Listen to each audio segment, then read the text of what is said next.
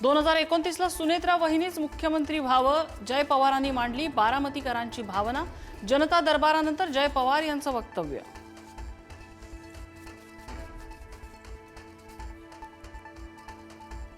बहुमताचा आकडा सादर करेपर्यंत टीव्हीके प्रमुख विजय थलपती यांना शपथ दिली जाणार नाही। बहुमत सिद्ध झाल्यानंतरच शपथ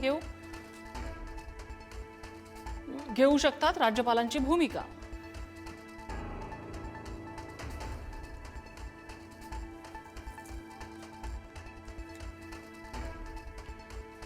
तामिळनाडूतल्या सत्ता स्थापनेसंबंधी मोठी घडामोड। अण्णाद्रमुकच्या 47 पैकी 28 आमदारांना पुदुचेरीला नेलं। माजी मंत्री सीव्ही षणमुगम यांच्या नेतृत्वाखाली आमदार एकवटले।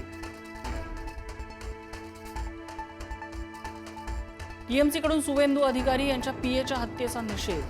न्यायालयीन देखरेखीखाली सीबीआय चौकशीची मागणी। दोषींना तात्काळ कठोर शिक्षा देण्याची मागणी।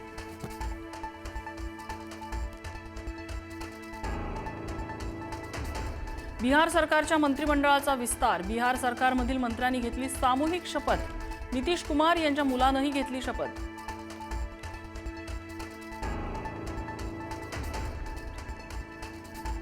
शिवसेना आणि भाजपमध्ये श्रेयवादाची लढाई सुरू। महापौर रितू तावडे, उपमहापौर संजय घाडी यांचे स्वतंत्र नाले सफाई दौरे। आज शिवसेनेचा तर उद्या भाजपच्या नाले सफाईचा पाहणी दौरा।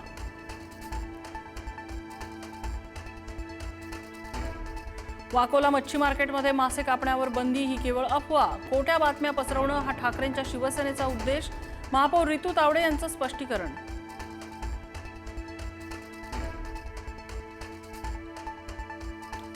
नसरापूर प्रकरणातील नराधम आरोपी भीमराव कांबळेच्या पोलीस कोठडीत वाढ। नराधमाला 12 मे पर्यंत पोलीस कोठडी।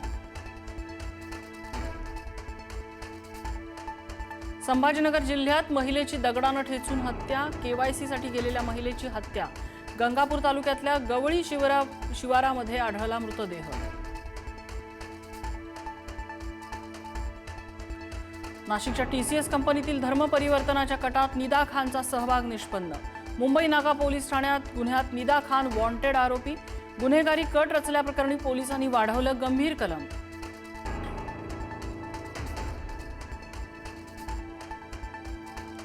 भोंदू अशोक खरात विरोधात एसआयटी कडून लवकरच दोषारोप पत्र दाखल होण्याची शक्यता।